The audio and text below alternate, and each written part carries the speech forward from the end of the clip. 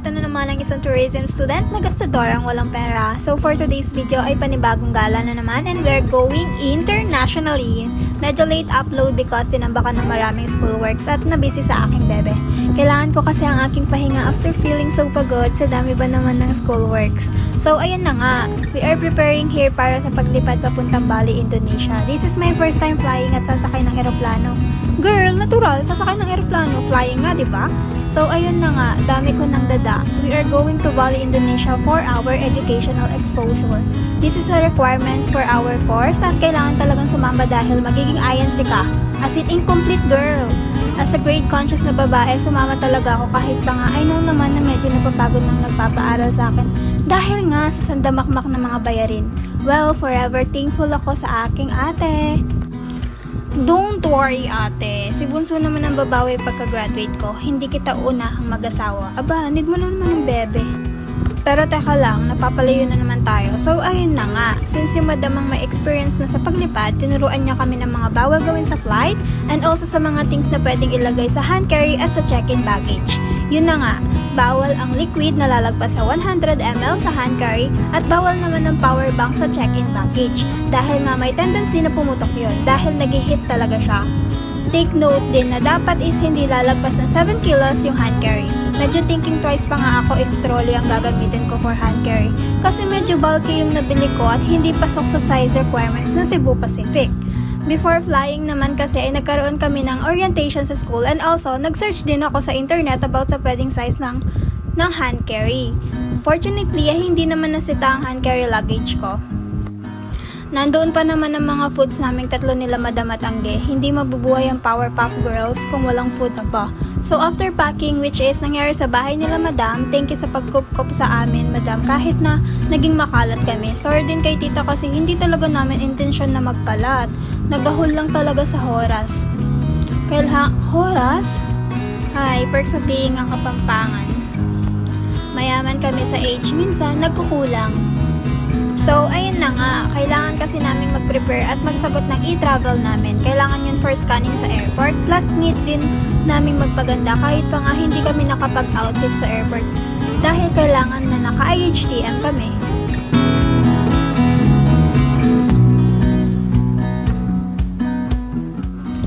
So, ayan nga. So, diba, nauto ko si Angge na linisan ako sa paa. Ang bait niya here, oh. Ang pretty-pretty ng nails ko dito dahil gumamit ako ng fake nails. Di mo na-afford ang nail extension, guys. Pero pretty naman siya, diba? Sakot. Hane. So, dahil nag-haul na kami sa oras dito, hindi na ako nakapag-video. So, ginamit naming sasakyan yung car nila, Madam. At hinatid kami ng kuya ni Madam together with his fiancé. Sweet. That is an all. Hindi na ako nakapag-video sa check-in and also sa immigration dahil bawal talaga yun, Zay. Nang makalagpas na kami sa scanning, ay tumambay muna kami sa may mga bench. Tsaka na kami naggala-gala para mag-take ng pictures. Tapos na kami sa immigration dito at sa scanning. Take note pala na dapat kasama mo ang mga documents mo na kailangan. Mahirap na ang ma-offload be. And also, magandang di ka na magsuot na muna ng mga jewelries para mabilis ka sa scanning.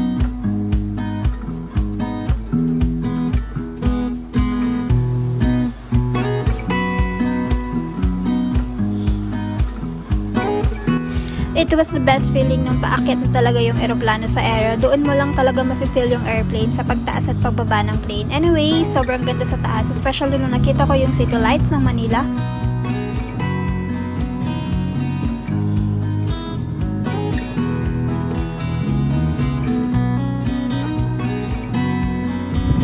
So, umaga na nga kami na makarating sa Bali and all I can say is sobrang ganda. Parang nasa museum ako nung pumasok na kami ng airport ng Bali sa Ngurah International Airport na.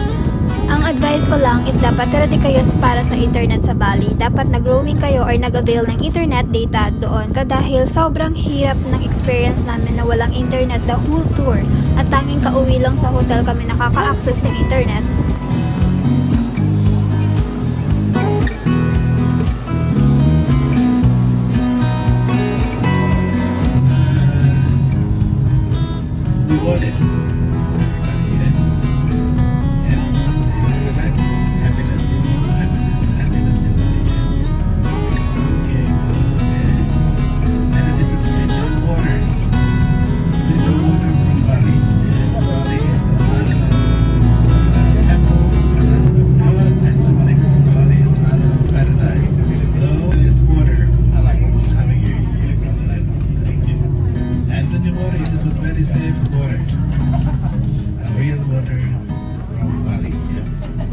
So, sa isang hotel kami kumain ng breakfast at ang ganda ng view. Yung food na siniserve nila sa Indonesia ay parang sa Pilipinas lang. Kaya hindi mo na kailangan magbaon ng delata sa luggage. Pero if medyo masalan naman ang tummy mo sa mga new na panlasa, pwede ka namang mag-pack ng delata or biscuits. Ang sasarap ng food, lalo na yung breads with butter or blueberry jam. Kumuha ko ng gulay dahil nasbet ko talaga ang kumain ng gulay kahit saan. Mapapasawa mo ako sa meat pero sa gulay ay hindi talaga.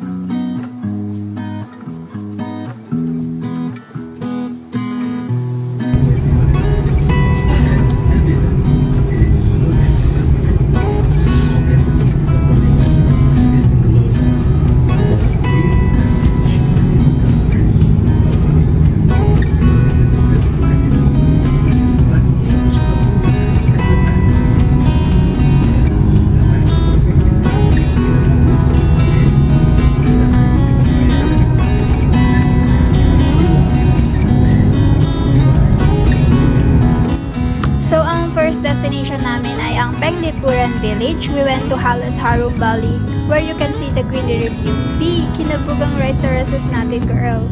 Nandito rin yung business proposal ni Mimang Jam, which is yung coffee luwak, yung coffee from Tae. Meron silang process doon na pwede mong mapanood, and also marami silang magagandang view.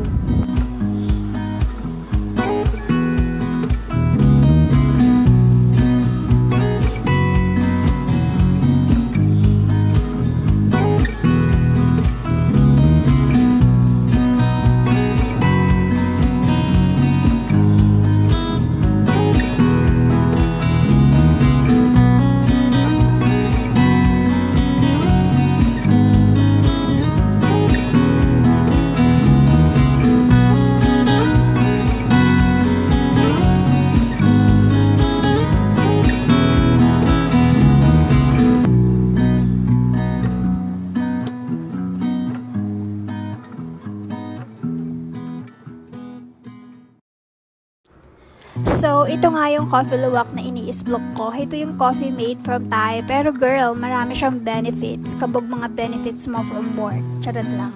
Ang kagandahan ng place ay masyado siyang refreshing. So, kahit napagod na kami from mahabang biyahe ng plane, ay good thing naman na ito ang first destination namin. Kudos sa travel agency na nag-prepare nito.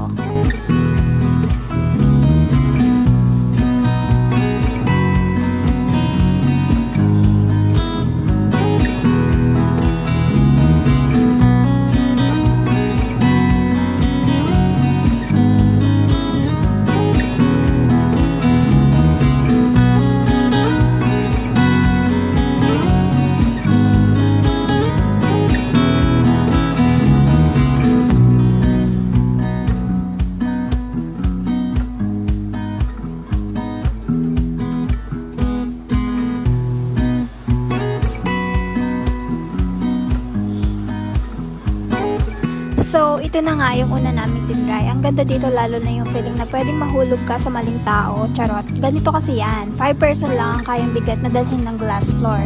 Pero sabi niya sa akin, hindi niya kaya yung pabigat na groupmates mo. Eme. So, heto na nga. Hesitant ako kasi baka hindi niya ako makaya. Be, katumbas ako ng 2 persons. Eme, I love myself. I love my life. Woo! Enjoy na ako dito pa lang, pero marami pa talagang pasabog ang alas harog, girl. Kailangan masipag ka lang maglakad. At syempre, kailangan mo ng kaching-kaching. Need mo ng money, ate girl. So, kita niyo yung glass floor na yan. Silently ko siyang tinanong kung kaya niya ba talaga ako. Eme. Pinauna ko na si Kylie dito dahil takot talaga ako. Di ako adventurous na tao pero I am trying naman, no? Wala akong fear of heights. Meron lang akong fear of machitan. Eme. So, heto na nga. Tamang pictures lang kami dito. Nag-take lang ako ng videos and pictures dahil girl, sabog ang ate nyo at nasama ang change outfit ko sa check-in luggage ko na dumiretso na sa hotel. Ayan tuloy at di naka-aura ang ate nyo. Sobrang kabugan ng mga outfitan nila samantalang kaming tatlo ay naka-AHTM talaga. Ay si Glyza pa pala na naka-trolley din ang check-in luggage. Kaiyak be, aura sana ako ng pang-Encantadia dito eh. Kita niyo ba yung gandang yan? What a beautiful view. Syempre dalhin ko na din yung sarili ko. Hoy, wag kang umagal na maganda din ako, no? I-close na lang ang mouth ng mga mapanglaid dyan.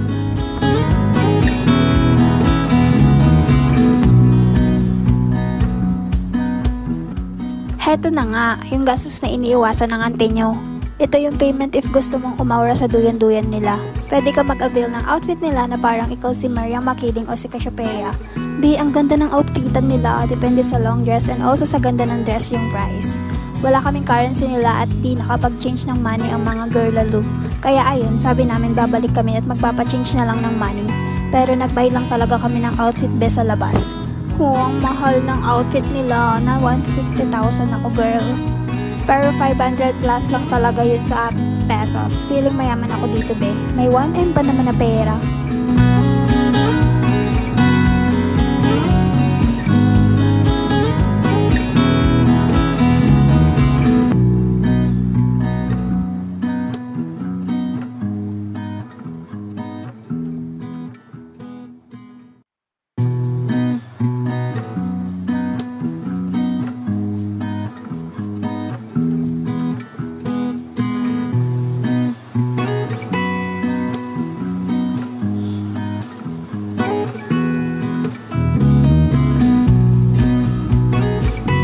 Tapos na kami sa first destination dito at papunta na kami sa aming bus para sa next destination. Nag-shuttle kami dito dahil malayo nga yung parking lot ng buses. Look may hawak pa na coke yan siya. Ang ganda kasi sa likod kami pumesto. Mas maganda yung view. Na-enjoy namin yung rides kahit na maikli nga lang.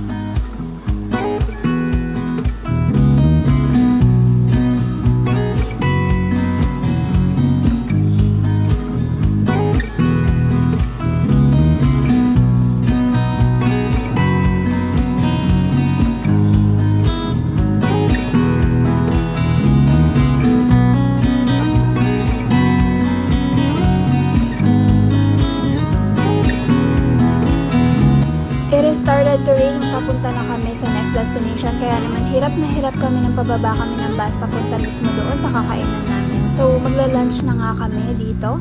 Sa Pangcon Valley kami nag-lunch at ang ganda kasi tabi niya is makikita mo yung taniman ng palay. Tapos umuulan pa. Ngayon ko lang na-enjoy yung ulan habang nasa labas ako. Most of the time kasi kapag umuulan, tamad talaga ako lumabas kaya mas pinipili ko matulog na lang sa bahay. Pero dito perfect kasabay mo pa ang paghigop ng sabaw. Ang kaso nga lang ay di ko bet sabaw nila. Pero masarap yung egg na may something sauce, plus yung pork na nasa stick. Kumuha ko ng gulay again, of course, dahil hindi mawawala ang gulay. Masarap din yung mga meat nila, kaso hindi kasi talaga ako mahilig sa meat. Pero kumakain naman ako, pero not that madalas. Siguro nasanay lang dahil puro kami gulay sa bahay. Ikaw ba naman ang may tanim ng mga gulay sa bukid, diba?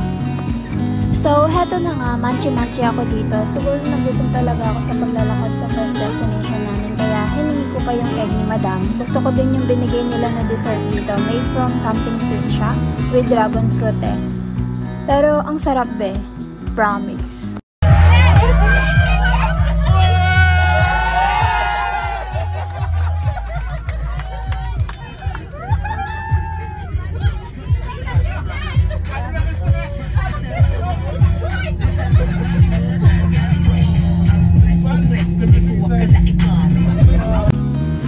Papunta na kami sa next destination dito dahil nga umulan. Nag-decide yung prof namin and mga guides na sa last day na lang puntahan yung temple since di rin naman namin may enjoy yung place. Mas okay raw na pumunta kami sa destination na yun na maganda ang weather.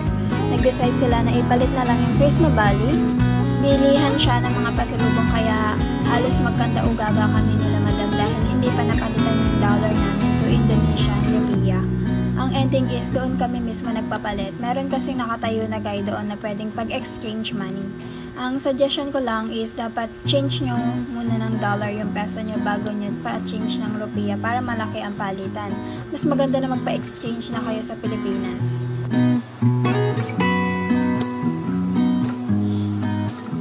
So, welcome to Bali's most iconic pasalubong destination, Krishna Ole Ole. If you're planning your Bali trip, make sure to include this in your itinerary. Lalo na kung mahilig ka mamili ng souvenirs para sa pamilya, barkada, o sa sarili mo lang.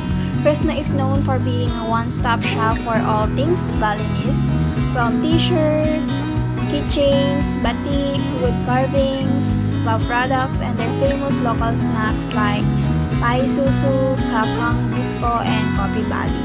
Ang kagandahan dito, fixed price na lahat, so no need to haggle. Just pure stress-free shopping. Prices are very budget-friendly. May mabibili ka na for as low as IDR 5,000 or around 20 pesos siya. Perfect for mass pasalubong. Pro tip lang, bring an eco bag or small luggage kasi mapapadami talaga ang bili mo. May extra bayad kasi yung eco bag nila. So, Krishna stores are open until late. May branches na hanggang midnight or even 24/7 and may mga malapit pa sa airport. Ideal for last-minute shopping before your flight if you want authentic, affordable, and hassle-free pasalubong shopping.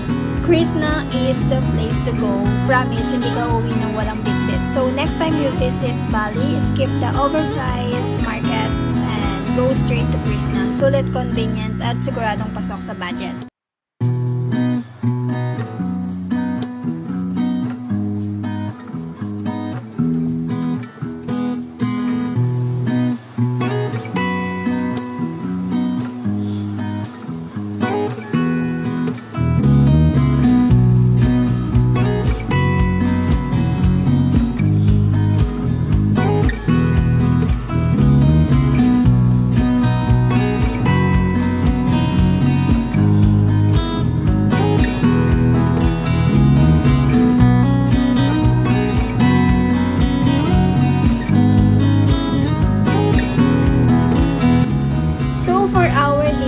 Isang Chinese restaurant kami pumunta. Okay naman ang mga foods, ang kaso tea ang sinerve sa amin na drink, which is hindi talaga ako go for that drink that time. Be, gusto ko ng malamig na coke dito. Kaya naman humingi kami ng water at dahil medyo marami kami, nahirapan ang ating yung. Naghintay na lang kami na maserve sa amin. Ang sarap ng dumplings dyan and also the gulay of course. Nadaanan din namin itong food center na to at gusto ko sanang bumaba kaso nasa tour kami at need namin ng permission from prof kaya it is no talaga be. So maybe next time na lang when we go back here na lang. Nakarating na nga kami sa hotel namin at ang ganda ng theme ng hotel. Ang simple lang pero ang friendly ng ambience na medyo may touch of historical. Ay, bakit parang not sure. Pero maganda talaga siya guys. Ayaw ko lang yung amoy ng elevator dahil nga syempre magkakaiba ng preference sa amoy. Ang maganda is accommodating ang mga staff at mababait talaga sila.